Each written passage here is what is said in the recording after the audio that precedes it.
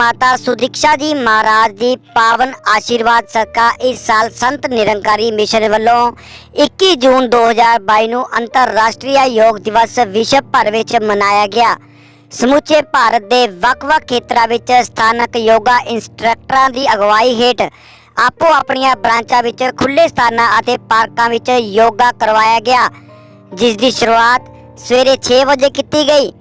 Kurali branch ਦੇ ਮੁਖੀ GL ਆਨੰਦ ਦੀ ਅਗਵਾਈ ਵਿੱਚ ਵੀ ਇੱਕ ਅੰਤਰਰਾਸ਼ਟਰੀ ਯੋਗਾ ਦਿਵਸ ਕੁਰਾਲੀ ਦੇ ਸੰਤ ਨਿਰੰਕਾਰੀ ਸਤਸੰਗ ਭਵਨ ਵਿੱਚ ਕਰਵਾਇਆ ਗਿਆ, ਜੋ ਕਿ ਸਵੇਰੇ 6 ਵਜੇ ਤੋਂ 7 ਵਜੇ ਤੱਕ ਲਗਾਤਾਰ ਲਗਾਇਆ ਗਿਆ, ਜਿਸ ਵਿੱਚ ਕੁਰਾਲੀ ਇਲਾਕੇ ਦੇ 70 ਤੋਂ 75 ਨੌਜਵਾਨ ਸ਼ਰਧਾਲੂਆਂ ਨੇ ਹਿੱਸਾ ਲਿੱਤਾ। ਸੰਤ ਨਿਰੰਕਾਰੀ ਚੈਰੀਟੇਬਲ ਫਾਊਂਡੇਸ਼ਨ ਵੱਲੋਂ ਸਾਲ 2015 ਤੋਂ ਹੀ योग दिवस बड़े उत्साह नाल मनाया जा रहा है। विमल वर्मा ने जानकारी दिंदे होए दस्सिया कि भारत दीआं सारियां ब्रांचां विच अंतरराष्ट्रीय योग दिवस मौके योग कैंप लगाए गए सन, जिन्हां विच इलाके दे श्रद्धालुआं ने वध चढ़ के हिस्सा भी लिता। सतगुरु माता सुदीक्षा जी महाराज अक्सर अपने विचारां विच कहंदे हन कि अध्यात्मिक ज्ञान के नाल साडे लई शरीरिक अते मानसिक तौर ते तंदुरुस्त रहना बहुत ज़रूरी है।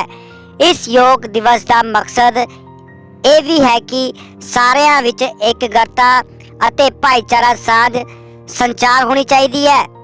होर की कहा संत निरंकारी मिशन के सदस्या ने, आओ तुहानू भी सुनाते हाँ।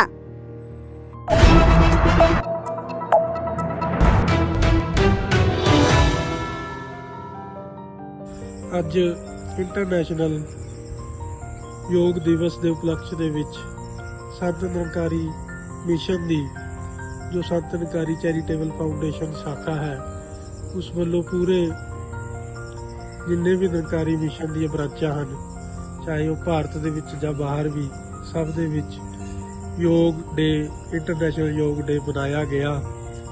ਸੋ ਉਸੇ ਉਪਲਕਸ਼ ਦੇ ਵਿੱਚ ਅੱਜ ਬ੍ਰਾਂਚ ਕੁਰਾਲੀ ਵਿਖੇ ਵੀ ਇਹ ਯੋਗਾ ਕੈਂਪ ਲੱਗਿਆ, ਜਿਸ ਦੇ ਵਿੱਚ ਇੱਥੇ ਦੇ ਸ਼ਰਧਾਲੂਆਂ ਨੇ ਬੜਾ ਹੀ ਉਤਸ਼ਾਹ ਦੇ ਨਾਲ ਉਸ ਕੈਂਪ ਦੇ ਵਿੱਚ ਹਿੱਸਾ ਲਿਆ। ਲਗਭਗ 70-75 ਦੇ ਕਰੀਬ ਭੈਣਾਂ ਭਰਾਵਾਂ ਨੇ, ਬੱਚਿਆਂ ਨੇ, ਬਜ਼ੁਰਗਾਂ ਨੇ ਉਸ ਦੇ ਵਿੱਚ ਯੋਗਾ ਆਸਣ ਕੀਤੇ। ਤੇ ਇਸ ਯੋਗ ਕੈਂਪ ਦੇ ਵਿੱਚ ਸਾਡੇ ਬ੍ਰਾਂਚ ਦੇ ਮੁਖੀ ਸ਼੍ਰੀ GL ਆਨੰਦ ਜੀ ਔਰ ਇੰਸਟ੍ਰਕਟਰ श्री संजीव विनायक जी, जिन्हों ने पूरा ये योगा आसन करवाए। ते सतगुरु माता सुदीक्षा जी महाराज जिथे अध्यात्मिक ज्ञान दे रहे हैं, उस दे नाल ही शरीरिक अते मानसिक तौर ते भी जो तंदुरुस्ती है उस दे लई सानू उत्साहित करते हैं। ते जिवें आप जी सारे जानते हो कि जो योग है साडे भारत की एक प्राचीन परंपरा है। सो साडे सारिਆਂ ਲਈ ਵੱਡਾ ਹੀ अनमोलक तोहफा है, जिस ਨੂੰ ਅੱਜ पूरे वर्ल्ड ने मान्यता ਦਿੱਤੀ है ਤੇ पूरे संसार ਦੇ ਵਿੱਚ योगा डे ਮਨਾਇਆ ਜਾ ਰਿਹਾ ਹੈ। ਤੇ ਸਾਡੇ ਸਰੀਰ ਨੂੰ ਤੰਦਰੁਸਤ ਰੱਖਦਾ ਹੈ, ਉੱਥੇ ਹੀ ਸਾਡੀ ਮਾਨਸਿਕ ਇਕਾਗਰਤਾ ਨੂੰ ਵੀ ਦ੍ਰਿੜਤਾ ਬਖਸ਼ਦਾ ਹੈ। ਸੋ ਆਪਾਂ ਸਾਰੇ अपने इस प्राचीन परंपरा नाल जरूर जुड़िए तो इसका लाभ लीजिए।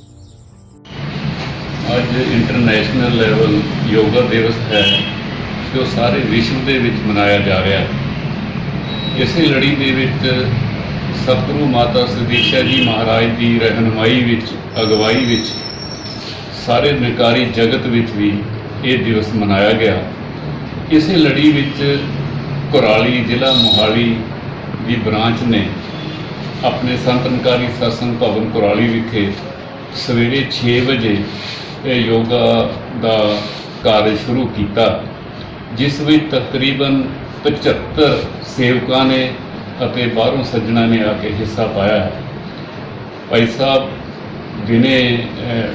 विमल वर्मा जी अते संजीव कुमार विनायक जी ने इंस्ट्रक्टर तौर पर अपनी भूमिका नूं बाखूबी निभाया। सतगुरु माता सुदीक्षा जी महाराज की इस सिक्ख्या नूं अगे लैके कि शरीरिक मानसिक ये सेवावां सेहत होनी ਬਹੁਤ ਜ਼ਰੂਰੀ ਹੈ। ਤਾਂ ਇਸੇ ਲੜੀ ਨੂੰ ਅੱਗੇ ਵਧਾਉਂਦੇ ਹੋਏ ਜਿੱਥੇ ਅਸੀਂ ਅਧਿਆਤਮਿਕ ਜਾਗਰਿਕਤਾ ਨੂੰ ਅੱਗੇ ਲੈ ਕੇ ਜਾਣਾ ਹੈ, ਉਸੇ ਤਰ੍ਹਾਂ ਹੀ ਸਰੀਰਕ ਤੌਰ 'ਤੇ ਔਰ ਮਾਨਸਿਕ ਤੌਰ 'ਤੇ ਵੀ ਸਿਹਤਮੰਦ ਹੋਣਾ, ਇਹ ਯੋਗਾ ਇਸ ਲਈ ਬਹੁਤ ਜ਼ਰੂਰੀ ਹੈ। ਸੋ ਇੱਦਾਂ ਹੀ ਪ੍ਰੇਰਨਾ ਦਿੱਤੀ ਗਈ ਕਿ ਹਰ ਇੱਕ ਇਨਸਾਨ ਆਪਣੇ ਜੀਵਨ ਨੂੰ ਯੋਗਾ ਆਪਣਾ ਇੱਕ ਹਿੱਸਾ ਬਣਾਵੇ ਤੇ ਤੰਦਰੁਸਤ ਰਹੇ।